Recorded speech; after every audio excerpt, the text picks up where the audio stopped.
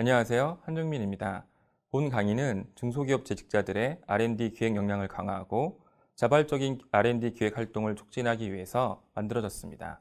R&D 기획의 이해 과정은 총 6강으로 구성되는데요. 그 첫 시간으로 오늘은 R&D의 개념과 유형에 대해 알아보겠습니다. 먼저 R&D 개념에 대해서 살펴보도록 하겠습니다. OECD 프레스카트 매뉴얼에 따르면 R&D는 인간, 문화, 그리고 사회를 망라하는 지식의 축적을 늘리고 이렇게 집적된 지식의 사용을 향상시키기 위해 수행하는 모든 활동을 의미합니다. 연구개발이란 용어는 연구인 리서치와 개발인 디벨롭먼트로 되어 있는데요. 연구는 지식에 대한 탐구를 기반으로 한 활동이며 새로운 과학적, 기술적 지식을 창출하거나 이미 존재하던 지식의 발견, 해석, 확인 등에 초점을 맞추는 체계적이며 계획적인 조사를 의미합니다. 연구에는 자연의 이치를 설명하기 위한 과학 정보 및 이론 등을 제공하는 기초 연구와 이를 실용적인 측면에서 응용하는 연구도 포함됩니다. 개발은 새로운 제품과 서비스를 만들거나 기존 것들을 개량하는 활동을 의미하며 생산 관련 시스템을 향상시키는 활동도 포함되는데요. 주로 기초 및 응용 연구 등을 통해 창출된 연구 성과와 다른 지식을 적용하여 제품 등을 개발하는 것이 특징입니다. OECD에서는 연구개발 단계를 정의하면서 크게 3가지로 분류하고 있는데요. 기초연구, 응용연구, 개발연구로 구분하고 있습니다.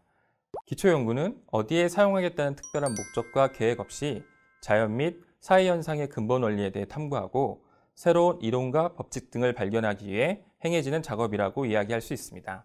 이런 기초연구의 사례로는 그래핀의 물리적 특성, 핵분열 형상 등을 이야기할 수 있겠습니다.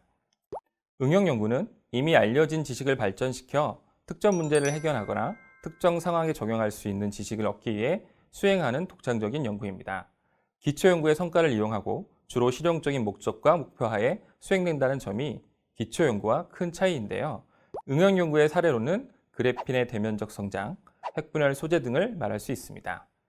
개발연구는 기초, 응용연구 및 실제 경험으로 얻어진 지식을 이용하여 새로운 재료 및 장치를 생산하거나 이미 생산 또는 설치된 것을 실질적으로 개선하기 위한 체계적 연구로 정의됩니다. 제품이나 서비스의 상품화를 목적으로 수행되는 개발 활동도 포함됩니다. 이런 개발 연구의 사례로는 그래핀 초고속 소자, 원자탄 등을 들 수 있습니다. 앞서 설명해드린 R&D의 개념과 유형은 국가별 연구개발 투자 현황 등을 분석하고 관리하는 데 많이 사용되고 있는데요. 이익을 창출하는 것이 주요 목적인 기업 입장에서는 새로운 형태의 연구개발 활동이 주목받고 있습니다. 바로 R&D와 비즈니스가 결합된 형태인 R&BD입니다. R&D와 R&BD의 큰 차이점은 R&D가 기존의 연구 및 개발 단계에 머문다면 R&BD는 기업의 마케팅, 서비스 전달 체계까지 고려한 비즈니스 전략과 연관된 연구 및 개발이 이루어지도록 진행된다는 점입니다. 기존의 연구자 중심의 연구 및 개발인 R&D와 다르게 R&BD는 시장 수요자의 잠재적 니즈에 대응하는 기업의 사업화 전략과 연관된 연구 및 개발을 수행하는 새로운 R&D 개념인데요. R&BD는 연구 성과의 사업화를 위하여 긴 호흡으로 고객의 잠재적 수요를 발굴하고 이를 반영해 과제를 선정합니다. 그리고 R&D 초기 단계부터 사업성을 검토하고 이를 바탕으로 단계별 연구 방향을 재설정해 추진하는데요. R&D 시작에서부터 끝까지 고객의 피드백을 받을 수 있는 시스템을 갖춰 연구 성과의 사업화를 높이고자 하는 방식입니다. 이렇게 기업들이 연구과제 설정 단계에서부터 시장의 잠재적 니즈를 반영한 R&BD의 개념에 관심을 가지게 된 이유는 무엇일까요? 왜 기술이나 논문을 위한 연구개발이 아니라 사업 아이템이 될 수 있는 연구개발이 필요하다고 생각이 들었을까요? 즉, R&D 초기 단계인 과제 선정부터 사업성을 검토하고 최종적으로 사업화가 가능하도록 매 단계마다 연구 방향을 설정 및 조정해 나가는 방식에 관심을 가지게 되었을까요? 근본적인 이유는 R&D에 대한 투자 대비 성과가 떨어지고 있다는 점입니다. 그렉 연구에 따르면 새로운 제품을 개발하기 위해 추진되었던 R&D의 통계적 성공 확률이 3000대 1이라고 합니다. 3000개의 새로운 아이디어가 모여 125개의 크고 작은 프로젝트로 수용되며 이 가운데 4개만이 개발 과정을 거친 후 2가지 제품으로 출시되고 그중 하나만 성공적인 제품으로 탄생한다는 것입니다. 이처럼 낮은 성공 확률을 극복하기 위해서 기업은 그동안 아무런 노력을 하지 않았을까요? 아닙니다.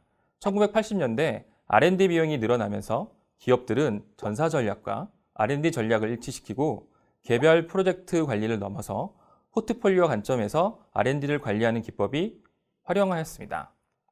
이를 통해 R&D에 대한 투자 대비 성과를 극대화시킬 수 있었다고 합니다. 하지만 R&D 성공 확률은 다시 낮아지고 있습니다. 그동안 노력에도 불구하고 R&D의 성공 확률이 낮아진 이유는 무엇일까요? 급변하는 경영 환경을 주요한 원인으로 들 수 있습니다. 이러한 환경 변화를 북화월드로 설명할 수 있을 것 같습니다. 급속한 과학기술의 발달과 지구온난화, 고령화, 금융위기 등 다양한 이슈들이 상호작용으로 발생하는 문제들로 파급 효과가 더 빠르게 전 세계에 전파되고 예측하기 힘든 사건이 더 빈번하게 발생하고 문제의 원인이 더 복잡해지고 더 원인을 파악하기 어려워지는 세상이 되어가고 있는 것입니다. 이러한 환경 변화에 대응하기 위해서 기업들은 제품과 서비스를 점점 고도화시켰지만 반면 제품의 수명은 반대로 급격히 줄어들고 있는 상황입니다. 하루하루 등장하는 새로운 기술과 점점 까다로워지고 있는 다양해지는 고객의 니즈 등으로 인해 기업의 R&D 투자 비용은 점점 증가하고 있으며 때로는 오랫동안 투자해온 R&D가 쓸모 없어지는 경우도 발생하고 있습니다. 하지만 기술 경쟁력이 기업의 중요한 상황에서 R&D 사업을 중단하거나 투자 비용을 줄일 수 없기 때문에 이러한 환경 변화를 잘 대응하고 더욱더 효과적인 R&D 추진 방안에 관심이 높아지고 있습니다. 이러한 환경 변화 속에서 선진 기업들은 R&D 범위 역할을 규정하는 R&D 경영 유형을 지속적으로 발전시켜 R&D와 같은 개념을 만들게 되었습니다. 선진 기업들의 R&D 경영은 초기에 단편적 과제 관리 체계에서 비전 주도형 R&D인 R&BD 형태로 옮겨가는 추세인데요. 각 세대별 R&D 경영 유형에 대해 살펴보도록 하겠습니다. 19세기 말 등장한 초기의 R&D 경영 유형은 개인 연구자와 발명가의 역량이 중시된 형태였습니다. 이에 따라 R&D 자체를 목적으로 한 기술적 성과 중심의 R&D가 특징입니다. 나중에는 R&D 투자 확대를 통해 독점적 이윤 창출이 가능해짐에 따라 기업 연구소 설립이 확대되었으며 사업부와는 별개의 조직으로 주로 연구소장이 독립적으로 관리하는 형태였습니다. 이처럼 R&D의 주체가 개인에서 기업으로 확대되면서 기업 R&D가 본격화되었습니다. 2세대 R&D로 구분되는 2차 세계대전 후 R&D는 미국의 국방기술 개별 체제가 벤치마킹되면서 합리적이고 체계적인 프로세스를 통한 R&D 관리가 특징입니다. 연구소도 사업부와 동일한 관리가 필요하다는 인식하에 연구개발 과정에 대한 관리 강화가 이루어졌습니다. 팀 단위의 프로젝트, CPM, 스테이지 게이트 등 다양한 과제관리 프로세스 및 개념이 등장하였습니다. 1세대에서 2세대까지의 R&D의 주요한 이슈는 어떻게 만들 것인가로 효율성 측면이 강조되었습니다. 3세대 R&D는 연구소와 사업부 간 조율을 통한 전략적 R&D가 특징인데요. 개별 프로젝트 관리에만 초점을 맞추다 생긴 사업 전략의 부족한 연계성을 개선하기 위해서 사업 전략과 연계한 성과 지향적 R&D 체계가 구축되기 시작하였습니다. 단발성 과제 수행에 따른 성공 실패 평가에만 그치는 것이 아니라 지식 경영을 통한 연구 조직 내 지식의 공유와 확산에 관심을 가지기 시작하였습니다. 이로 인해 전략적 기술 관리를 책임지는 최고 기술 책임자가 등장하였습니다.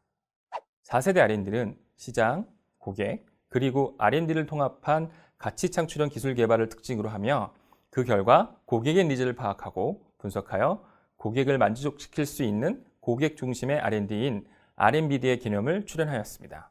최고 기술 관리자가 최고 혁신 관리자로 변화하는 등 R&D 부분이 사업 개발, 전략 기획 부분의 혁신까지도 총체적으로 관리하는 형태로 진화하게 되었습니다.